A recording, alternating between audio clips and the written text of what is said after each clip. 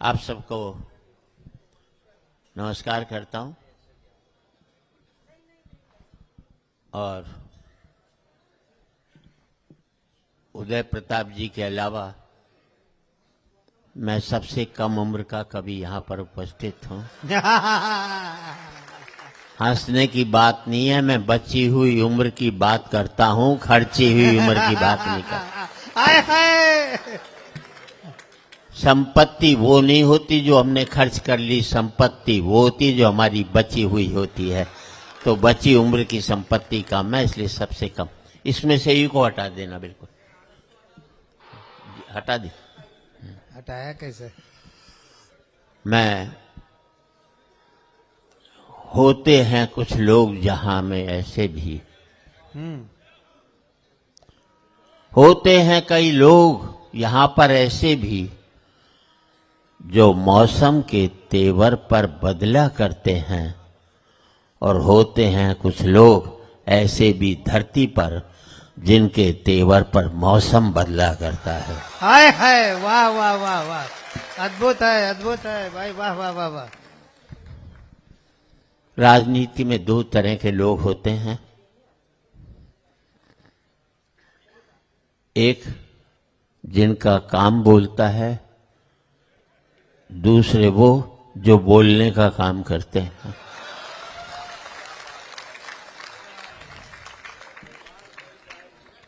कुछ ऐसे भी लोग होते हैं जिन्हें पद प्रतिष्ठा पहुंचाता है, कुछ ऐसे भी होते हैं एक आध जो पद को प्रतिष्ठा पहुंचाते हैं।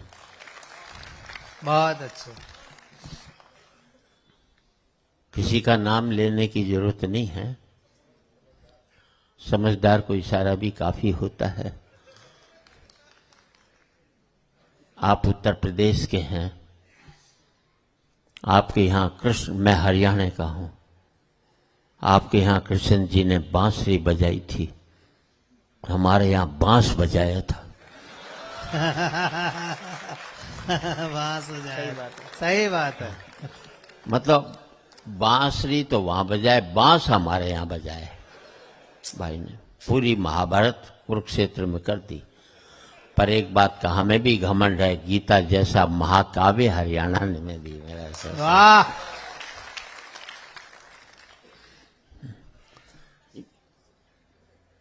बहन जी, ये रिकॉर्डिंग बंद कर दो। आज रिकॉर्ड करके कल अपने पति को हंसाओगी। मेरे भरोसे ब्याह करके लाई थी क्या?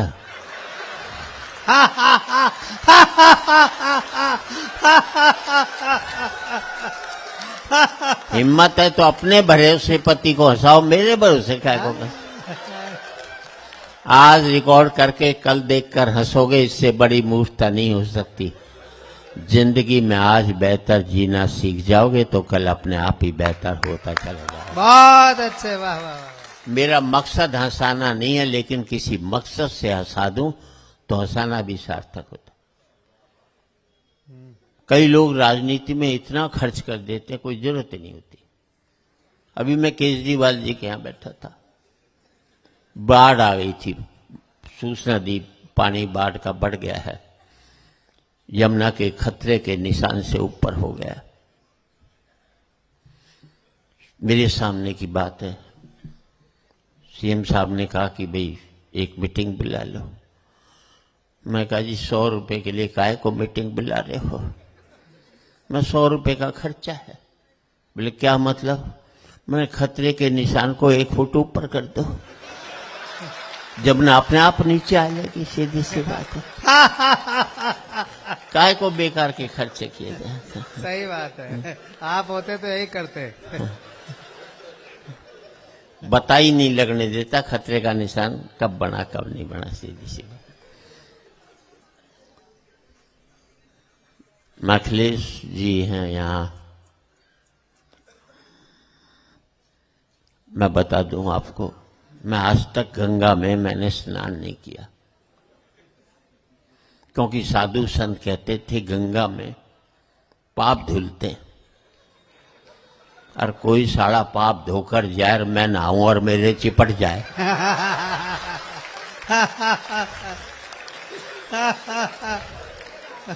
ओह, मजेदार है। तो बेवजह मेरा नुकसान होगा, कोई फायदा नहीं होता ऐसे। हर काम सोच समझ करके करना चाहिए, ऐसे नहीं करना चाहिए।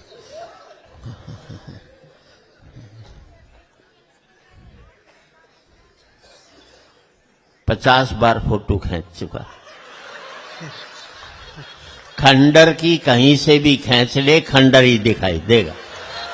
सही बात है। जब मैं इमारत था तब किसी ने एक फोटो नहीं खींची, तब एक ही फोटो खींची गई थी, उसी ने मुझे खंडर बना दिया जिंदगी में।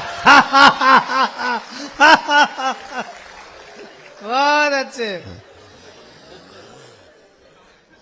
मेरा मकसद हंसाना नहीं है, किसी मकसद से हंसा दूं तो हंसाना सार्थक होता है। किसी ने मुझे पूछा, तराजू के एक पलड़े में राम हो और दूसरे पलड़े में तुम हो, तो कौन सा पलड़ा भारी होगा? मैंने कहा मेरे वाला होगा। बात अच्छी लगे तो आपका समर्थन चाहिए। बोले मेरे वाला होगा। मैंने कैसे होगा? उसने कहा मैं तराजू के एक पलड़े में राम होगा, दूसरे में मैं होऊंगा और मेरे भीतर बैठा हुआ राम भी होगा। हाय हाय, वाह, अद्भुत है। धर्म निभाने की चीज है, भुनाने की नहीं।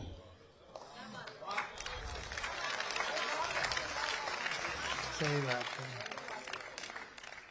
धर्म को कंधे पर बैठाकर राजनीति में आओ तो राजनीति पवित्र हो जाती है, और धर्म के कंधे पर बैठकर राजनीति में आओ तो धर्म भी अपवित्र हो जाता है। बहुत अच्छी बात, वाह।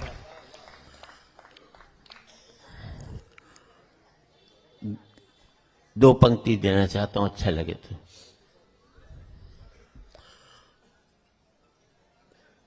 गरीब भूख के अलावा कुछ नहीं जानता। दिक्कत है इस मुल्क में, गरीब भूख के अलावा कुछ नहीं जानता और अमीर भूख क्या है यह नहीं जानता। वाह। गरीब भूख के अलावा कुछ नहीं जानता और अमीर भूख क्या है ये नहीं जानता।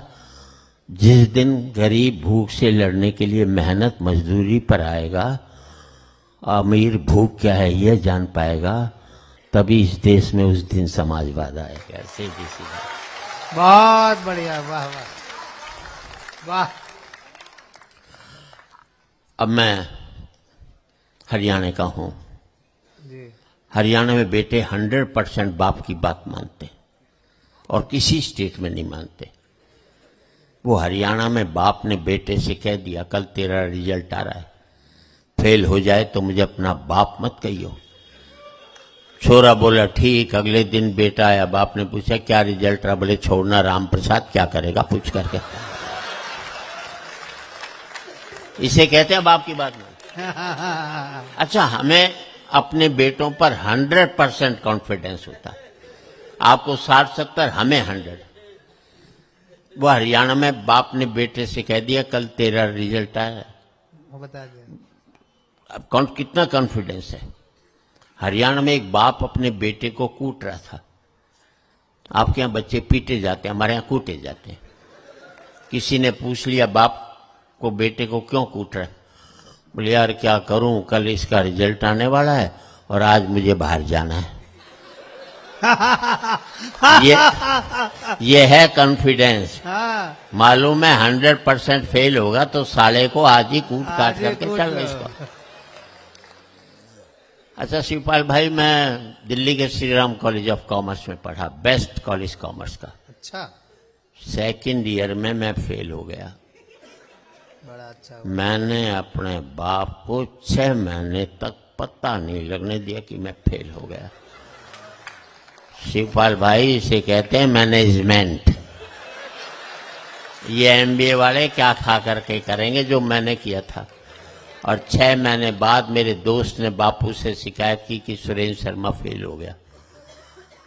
बापू ने कहा फेल हो गया तो क्या हो गया, इम्तिहान कोई कुंभ का मेला जो 12 साल में आएगा, अगले साल दे लेगा, क्या फतारी है। हम अपने बच्चों को इतना तनाव देते हैं कि आज 5वीं 6ठी क्लास के बच्चे आत्महत्या करने लग गए। हमने उनका बचपन मार करके रख दिया।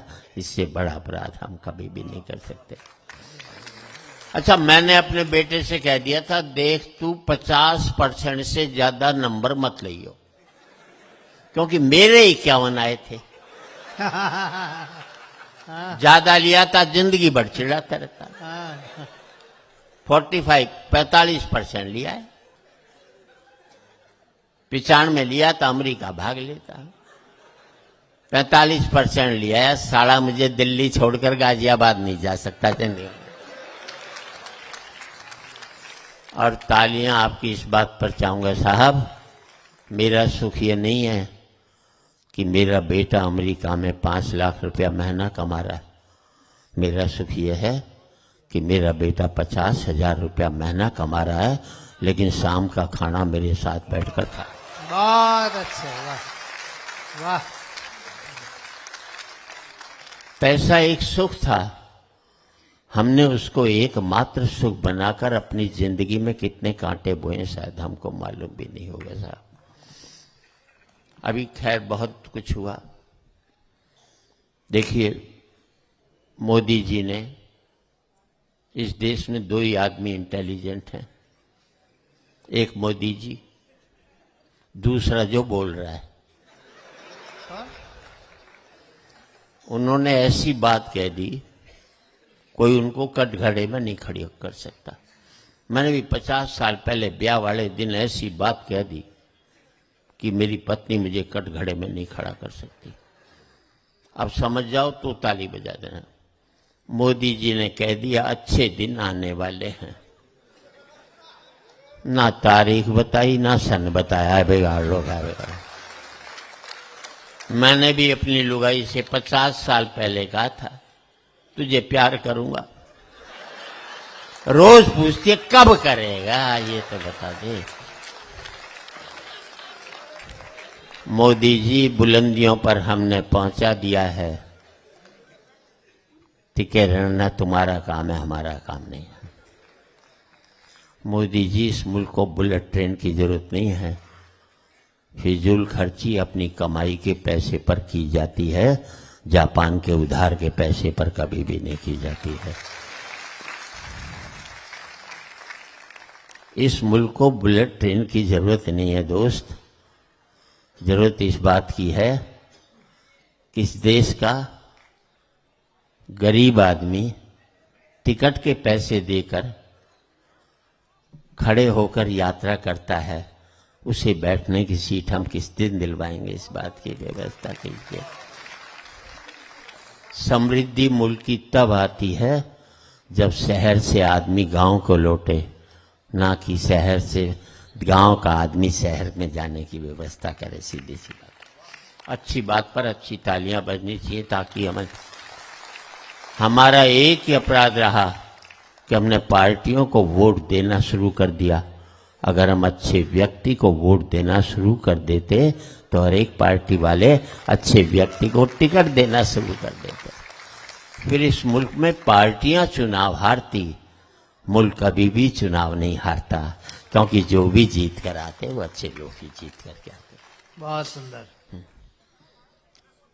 और थोड़ी टिप्स दे देता हूं आपको। दे दो।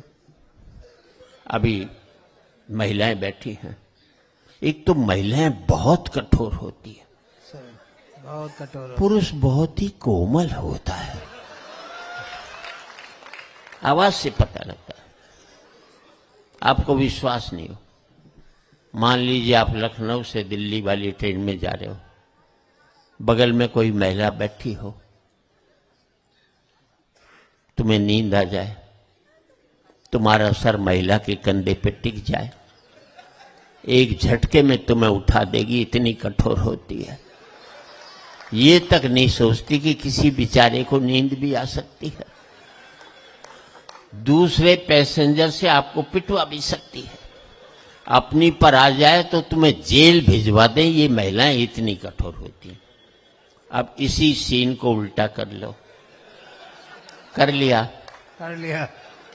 महिला को नींद आ जाए, उसका सर तुम्हारे कंधे पे टिक जाए। तुम्हें अलीगढ़ जाना होगा, दिल्ली चले जाओगे, लेकिन कभी भी जगाओगे डिस्टर्ब नहीं। सही बात है। ये होता है, पुरुष बड़ा कोमल होता है सर। अक्सर दिल्ली जाते हैं। थोड़ी थोड़ी जानकारी। अच्छा, इतने युद्ध महिलाओं ने कराए, मरे हम। पूरी महाभारत द्रौपदी जी ने कराई थी, अपना कुछ लेना देना नहीं था उससे। अगली बाल खोल करके बैठ गई थी बस। उसके बाल बंधवाने के चक्कर में इतनी लाशें बंध गई कि कुछ कहना नहीं साहब। तालियां आप चाहूंगा आपसे साहब। चुप रहना भी, बात तो सुन लो। हमें मरने का कोई दुख नहीं, दोबारा भी मर सकते थे, पर द्रौपदी जी ने बाद में हमें सॉरी तक नहीं बोला कि आई एम सॉरी, मैंने मरवा दी साहब। सही बात। अच्छा, इतनी महिलाएं बैठी साहब, मैं आपको बता रहा हूं, एक का सूट, एक की साड़ी दूसरे से नहीं मिलेगी, 1000 की भीड़ में नहीं मिलेगी। और हम पति साला तीसरा डिजाइन नहीं हमारे पास आज। सही बात है, सही बात। डिजाइन ही नहीं है, तीसरा क्या है। पर कुछ भी कह लो साहब, घर में बहन बेटी की शादी होती है तो पता नहीं कहां से पत्नी आधा दहेज पहले से लाकर हमारे आगे रख देती है। लो, इस दिन के लिए मैंने इसके।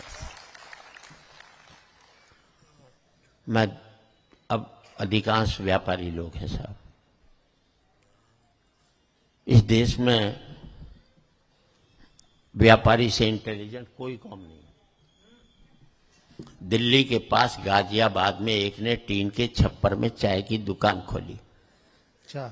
ऊपर बोर्ड लगाया होटल ओबराय, नीचे लिख दिया हमारी दिल्ली में कोई भी ब्रांच नहीं है। बिगाड़ ले ओबराय, क्या बिगाड़ेगा उसका। एक लाइन में कई 1000 करोड़ के होटल की ऐसी तैसी फेर कर रख दी। नीचे एक लाइन और लिख दी, नक्कालों से सावधान। दिल्ली में कुतुब रोड में एक बोर्ड लगा, अमिताभ बच्चन 10 रुपए, जया भादुड़ी 5 रुपए। अब ये गन्ने के जूस की दुकान है, बड़ा गिलास और छोटा गिलास लिखने की जगह दोनों कलाकार सल्टा दिए उसने। सही बात है। मुझे दिल्ली में एक आदमी मिला, मैंने क्या करता है, बोले टिम्बर मर्चेंट। अरे मैंने टिम्बर मर्चेंट कहाँ, बोले कनॉट प्लेस में। और मैं कनॉट प्लेस में कहाँ टिम्बर का काम, बोले ओडियन सिनेमा के सामने। मैंने यार ओडियन सिनेमा के सामने तो कोई टिम्बर की दुकान नहीं, बोले वहीं बाहर खड़ा दातुन बेचता हूं। है तो टिम्बर ही साहब। और जिंदगी में 2 पंक्ति आपकी जिंदगी बदल दें तो आपकी तालियां चाहूंगा। जिस काम को आप करते हो, जिस काम से आपका घर चलता है, जिस काम से आपका पेट पलता है, जब तक आप उस काम को इज्जत देते रहोगे तब तक मुनाफा होता रहेगा। बिल्कुल सही बात। वाह वाह वाह वाह वाह। जिस दिन आप अपने काम पर बैठकर कहने लग जाओगे आजकल इस काम में कुछ नहीं रखा, उसी दिन से उसमें घाटा होना शुरू होता चला जाएगा। जिस नौकरी को आप करते हो, कम तनख्वाह की भी नौकरी, और कहोगे बढ़िया नौकरी कर रहा हूं, तो कम तनख्वाह में भी जिंदगी भर आपको बरकत हो सकती है। और लाखों रुपए महीने की नौकरी को कोसते रहोगे तो कभी भी जिंदगी में बरकत नहीं होगी। काम पर जब भी जाओ तो ऐसे जाओ जैसे मंदिर में जाते हो, क्योंकि मंदिर में भगवान से कुछ मांगने ही तो जाते हो, और आपका काम आपको वो सब देता है जो आप भगवान से मांगने के लिए जाते हैं। अच्छा है। कोई भी बात मन को छू जाए वो ठीक। मैं तो कह रहा हूं मोदी जी से जाइए पाकिस्तान, बात कीजिए उसके प्रेसिडेंट से कि आखिरी युद्ध लड़ेंगे। रोज रोज की टुच्चेपने की बात ठीक नहीं है। और बात अब आपकी तालियां चाहूंगा। आखिरी लड़ाई लड़ेंगे, देखें तू जीतता है कि हम जीतते हैं। आखिरी लड़ाई लड़ते हैं, तू अपने मुल्क की गरीबी पहले मिटाता है कि हम पहले मिटाते हैं। बहुत अच्छा। तू अपने मुल्क की बेरोजगारी पहले मिटाता है कि हम पहले मिटाते हैं। यार गोलियों का खर्चा रोटियों पर हो जाए तो दोनों देश के लोग संपन्न हो जाए। बहुत सुंदर बात, वाह वाह वाह। गोलियों मैं का किसी को मिटाने की बात नहीं करता। हमारे वीर रस के कवि आते हैं, पाकिस्तान पर हमला करके उसको खत्म करके चले जाते हैं 50,000 रुपए में, जिसको अपनी सेना इतने साल बाद नहीं कर पाई। मैं इन सबसे पूछता हूं, यार पड़ोसन के बांझ होने से आपकी पत्नी कैसे गर्भवती हो जाएगी? अपनी ताकत समेटो, खुद तक अपनी ताकतवर हो जाओ तो अगला अपने आप कमजोर हो जाता। आप किसी को कमजोर करके आप ताकतवर नहीं हो सकते, खुद की मजबूती से आपके ताकतवर। और अभी हिंदुस्तान में बच्चे अभी भी कंट्रोल्ड हैं। अमेरिका में जाओ, माँ बाप की छाती पर डिस्को करते, क्योंकि इतना ज्यादा थोड़ी पढ़ लिया। उदय प्रताप जी आप सो गए, ये सारे मिलकर नहीं सुला सके, मैंने 5 मिनट में।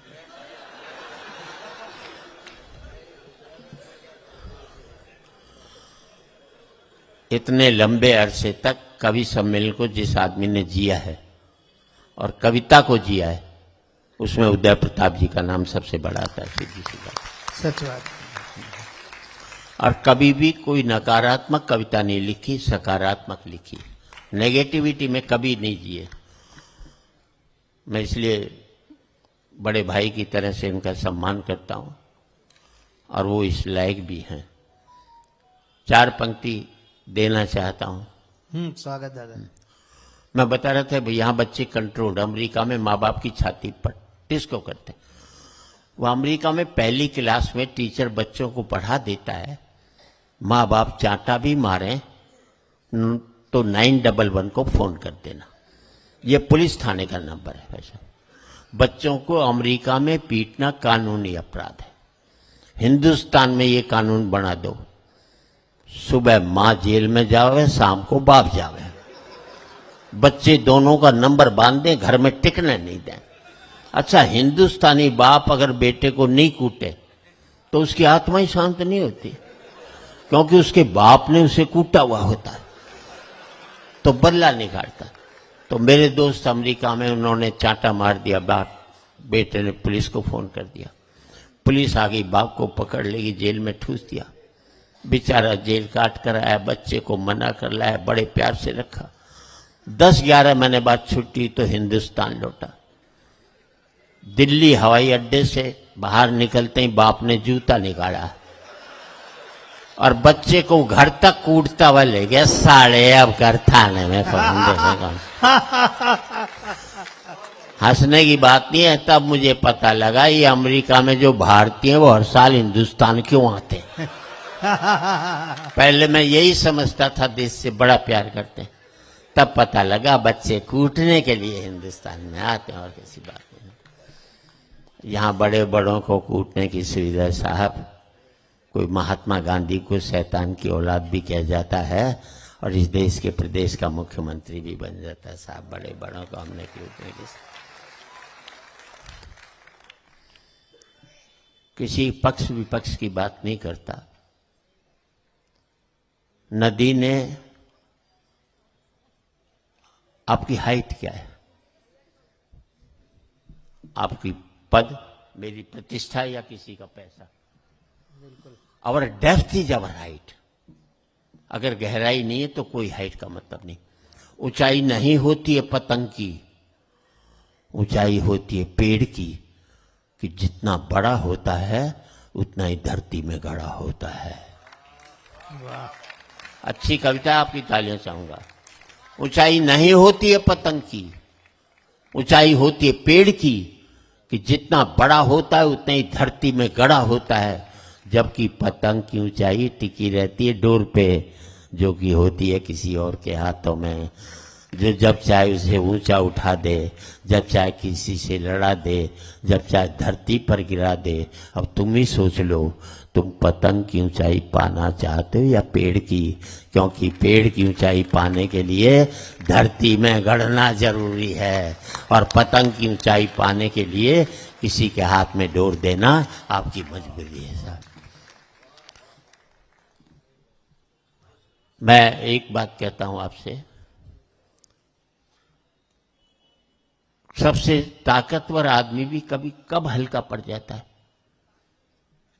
कविता अच्छी लगे भाई साहब, आपके प्रणाम करते हुए आपको सौंप रहा हूं। सूर्य तुम बड़े महान हो, उससे बड़ा ताकतवर संसार में कोई पैदा नहीं हुआ। सूर्य तुम बड़े महान हो, तुम्हारी महानता को मैं मानता हूं, तुम्हारी ताकत मैं स्वीकारता हूं, क्योंकि तुम सुखा देते हो नदियां, नाले, पोखर, झरने, तालाब।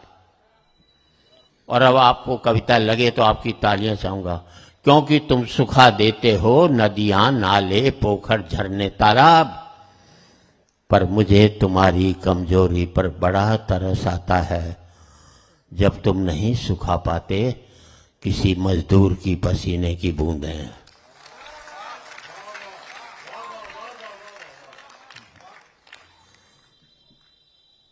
अमेरिका जाओ, सारे भारतीय दुखी मिलते हैं, सबके पास पैसा है।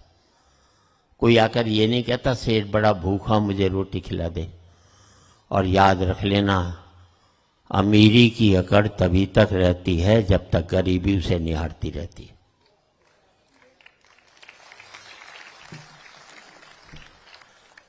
एक विशेष 4 पंक्तियां। नदी ने अकड़ते हुए कुएं से कहा, तेरी क्या औकात है, तुझे पता है?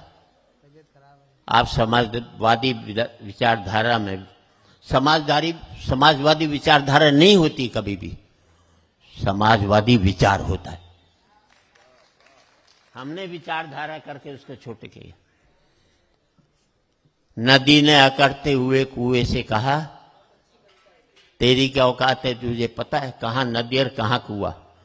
लेकिन कुएं का जवाब सुनना और अच्छे लगे तो आपकी तालियां चाहूंगा। नदी ने अकड़ते हुए कुएं से कहा, तेरी क्या औकात है, तुझे पता है? कुआं हाथ जोड़कर बोला, बहन जी, भटकाव और ठहराव में कुछ तो फर्क होता ही है। भटकाव और ठहराव में कुछ तो फर्क होता ही है। फर्क इतना ही है कि तुम प्यासे के पास जाती हो और प्यासा मेरे पास आता है। तुम ऊपर से नीचे की ओर जाती हो, इसलिए मीठे से खारी हो जाती हो। मैं नीचे से ऊपर की ओर आता हूं, इसलिए मीठा का मीठा ही रहता हूं। अपने लेवल से आप ऊपर उठोगे तो मीठे हो जाओगे, अपने लेवल से नीचे गिरोगे तो आप भी खारे होते हुए चले जाओगे। बहुत अच्छा। कितनी मिनट? 2 मिनट और? हाँ, हाँ? वो करवा चौथ वाला जो था, वो व्रत तोड़ू वाला जरा बताइए। ये देख, करवा चौथ वाला मैंने अपनी पत्नी पर लिखा है, और जिसमें मेरा इंटरेस्ट खत्म हो गया उसमें तू क्यों इंटरेस्ट ले रहा है?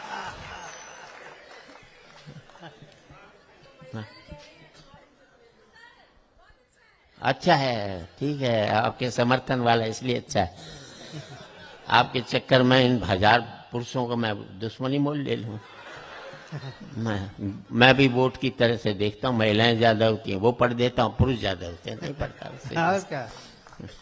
4 पंक्ति। इन 4 पंक्तियों में घरवाली कह रही है, ए जी थारो दोस्त रमेश अपनी घरवाली से कितनो प्यार करे है, थे भी यहाँ कर सको के? मैं बोलो मेरी तो किस्मत ही खुल जाएगी, पर पूछ ले रमेश की घरवाली तैयार हो जाएगी।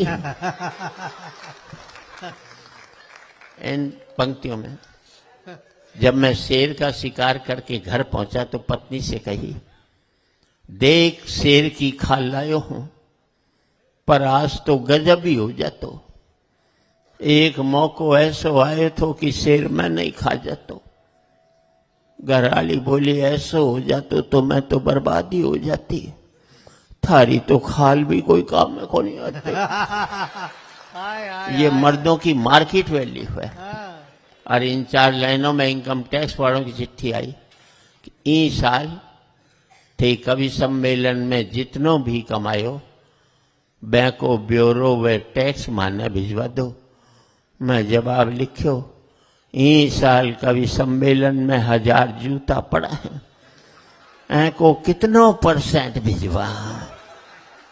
पर इनकम टैक्स हालांकि जवाब आ गए तो मारे तो 5 लाख तक छूट है।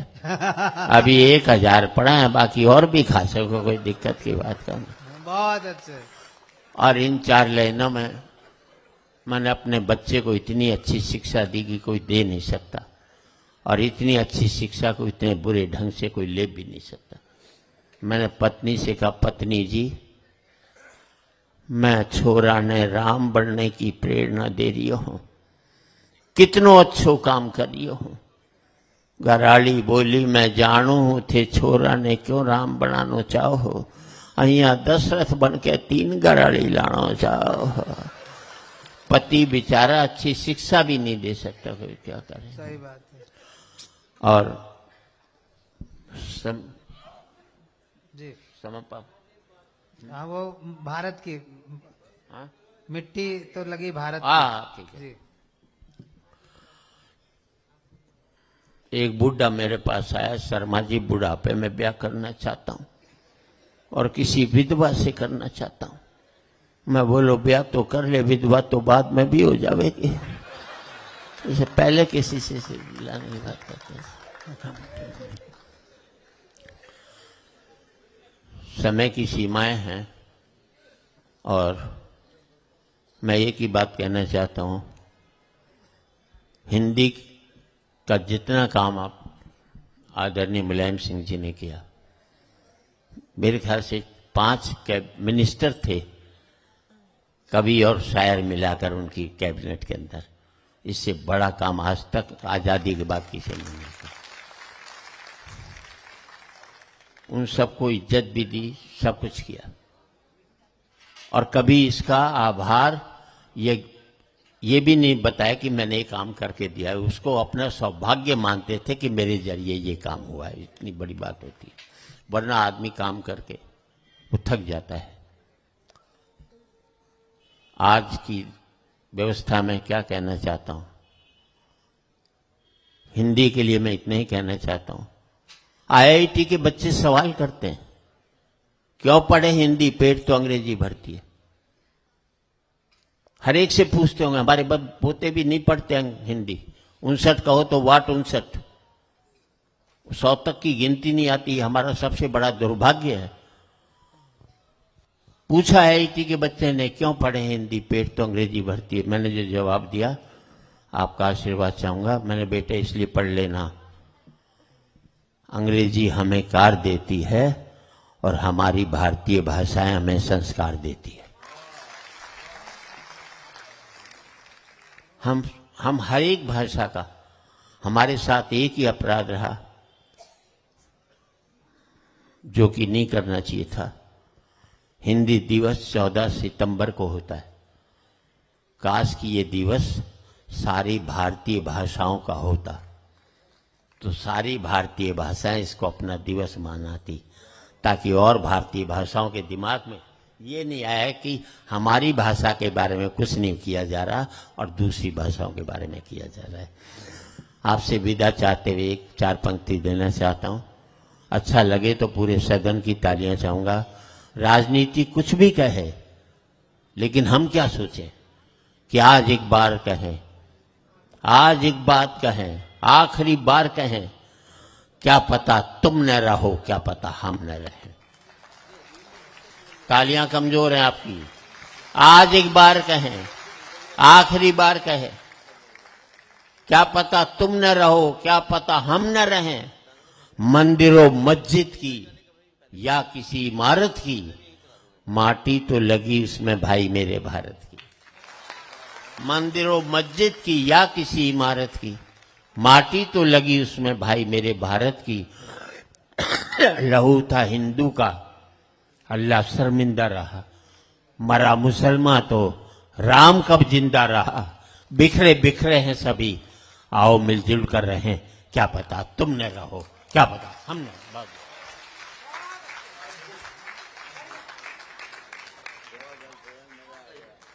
बस अभी 10 मिनट के लिए और बैठेंगे सब लोग, कोई अभी उठेगा नहीं। आदरणीय सुरेंद्र जी के लिए एक बार बहुत अच्छी तालियां बजाते हैं। उम्र के इस दौर में भी वो इतने जीवंत रहते हैं, ये उनकी खुसूसियत है, खासियत है। और अब ये कवि सम्मेलन अपनी अध्यक्षीय उद्बोधन की तरफ बढ़ रहा है, मैं बहुत प्रणाम करते हुए इस मंच के अध्यक्ष, जिनके निर्देशन में ये कवि सम्मेलन संयोजित किया, प्रिय दीपक रंजन ने, मैं आदरणीय दादा उदय प्रताप जी से निवेदन कर रहा हूं कि वो कुछ कविता भी सुनाएं, अपना आशीर्वाद भी दें और आप लोग कृपया ध्यान